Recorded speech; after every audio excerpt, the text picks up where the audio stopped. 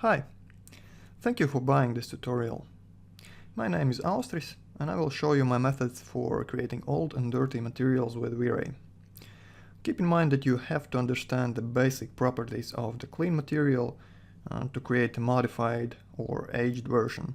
That's why I highly recommend that you check out my Creating V-Ray Materials Volume 1 if you haven't already, and I've included it for free with this tutorial.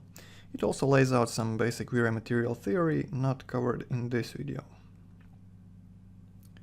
There are two basic approaches you can use to create materials. You can use custom painted maps or generic tileable textures. So custom painted maps can give you perfect results with extremely precise controls over the texture placement, but they are also time consuming and only usable for the specific object you are texturing. If you want to reuse the same material on a different object, you usually have to start from scratch or almost from scratch. So it can take a lot of time and it is not always the best way to proceed. Using generic tileable textures has some advantages over the first method, and I think the most important one is that the resulting material or parts of the material are reusable on other objects with some very quick adjustments or even without making large modifications. This can be a great time saver if you ever need to use these in different scenes or on different models. And the biggest drawback of this method is probably that it is not as precise as custom painted textures.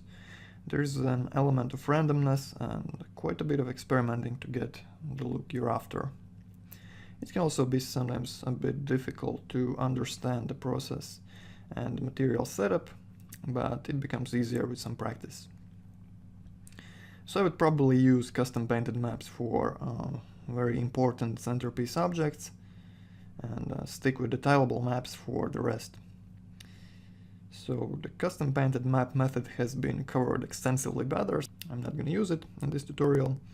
Instead, I'm going to approach this subject by using the generic tileable textures. Okay, in the next few videos I'm going to talk a bit about some theory, show you the general concepts in 3D Max, and finally texture a few objects from start to finish.